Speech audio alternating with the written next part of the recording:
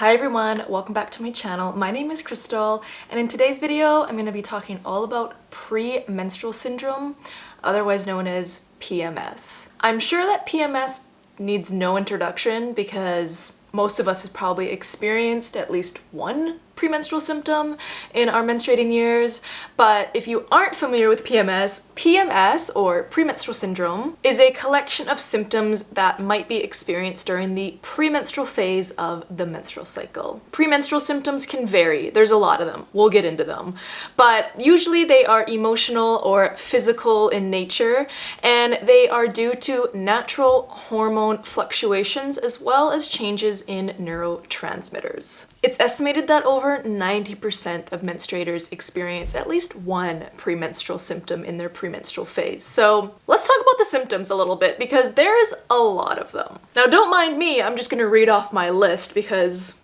apparently I needed to make a list because there are so many symptoms, but here are some very common premenstrual related symptoms. Bloating, fatigue, water retention, food cravings, mood changes, constipation or diarrhea, skin changes, insomnia or sleep changes, poor concentration, libido changes, headaches or migraines, as well as breast tenderness, and the list can go on. So yeah, that's a lot of symptoms, and of course some people might experience like a number of premenstrual symptoms, and some of us might experience like a couple. Now the thing that's really important and I really want to make sure that you guys understand is that premenstrual symptoms in themselves aren't necessarily a negative thing. There are some premenstrual changes that we go through, for example, water retention, that happen due to hormone fluctuations and natural hormone fluctuations that we go through. And so water retention can be exacerbated by what we eat and all of those kind of things. But at the end of the day, our body does shift how it holds on to fluids depending on our hormones. And so it's annoying and it's not that fun, but it's not necessarily something that's super negative. I mean, yeah, obviously it might not be awesome to feel like you're holding on to extra water weight, but there are a lot of holistic things you can do to help with that, and I have quite a few videos on my channel on different ways to holistically address really common premenstrual symptoms. But I just wanted to make it clear that some premenstrual symptoms like water retention and food cravings aren't necessarily things that mean that you have a crazy hormone imbalance or something wrong. I mean, these things happen because it's just our bodies change, and we just need to learn about these changes in order to support them better. And I think language around our cycles really matters. And if you're constantly telling yourself something's wrong with you, or that, a few of these symptoms you might experience means that you're a terrible person and that kind of thing, then that language affects you. And so looking at premenstrual symptoms as a way of your body maybe telling you what's going on is a really great way to kind of put a positive spin on them and say, oh, well, I feel a little bit bloated when I'm premenstrual, my breasts are a bit tender. What does that mean? Is my body telling me that maybe I need to be a bit more mindful of my nutrition around my premenstrual phase? What is my body kind of trying to tell me? And hopefully that all makes sense. But I wanted to make this video because I wanted to talk about these premenstrual symptoms. Obviously I can't address them all in this video, but I wanted to make this video just to help you understand kind of what is kind of to be expected, or what might be a normal PMS symptom versus what's not normal. So now I want to talk about what's not normal, because premenstrual syndrome is a collection of symptoms, and that is kind of how it's defined, and it can be annoying. And if you're finding that you are having a number of premenstrual symptoms and you're not finding relief, that's a really great indication to go to a health professional and seek some support. Now, if you are experiencing premenstrual symptoms that make it very difficult to get through the day, and that your premenstrual phase is awful, especially when it comes to mood issues or irritability or anger, that's when you want to start looking at going to someone and talking to them about that, because there are a few menstrual related issues that could be going on, and one of those is premenstrual dysphoric disorder. So premenstrual dysphoric disorder is a very severe form of PMS, and the symptoms are having really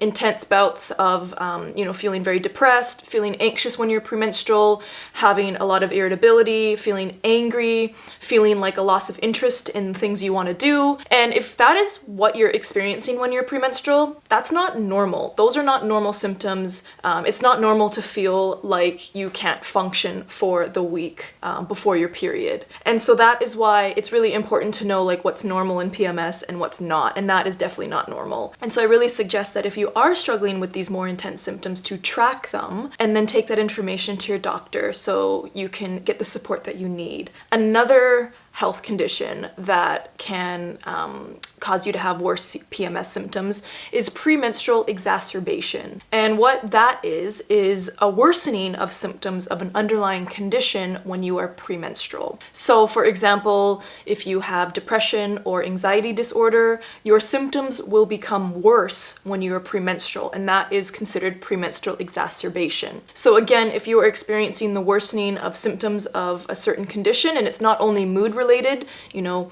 premenstrual exacerbation can affect a lot of different conditions. And so if you're noticing a worsening of your symptoms around the premenstrual phase of your cycle, I definitely recommend, again, tracking your cycle, tracking your symptoms, and taking that information to your doctor so you can get the support that you need.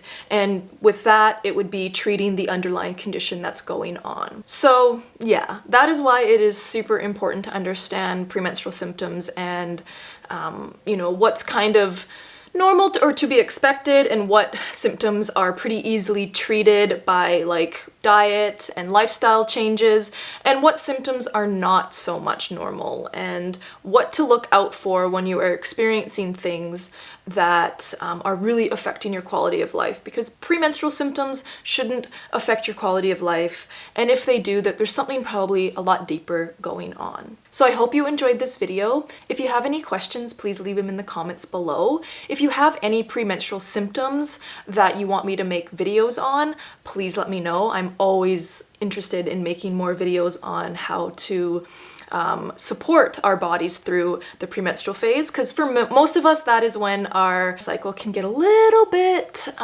trying at times, if you will. I will put some links to some videos that I've done on premenstrual symptoms in the description of this video. Some topics I've already done videos on include bloating and water retention, premenstrual cravings, migraines, as well as insomnia, and I've also done a video on breast tenderness. And so if you're struggling with any of those issues, definitely check out those videos, because I go through some holistic ways to support your body with them and to like kind of help alleviate them.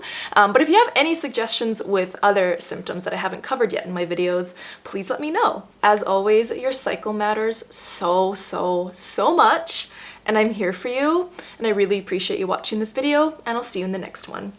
Bye!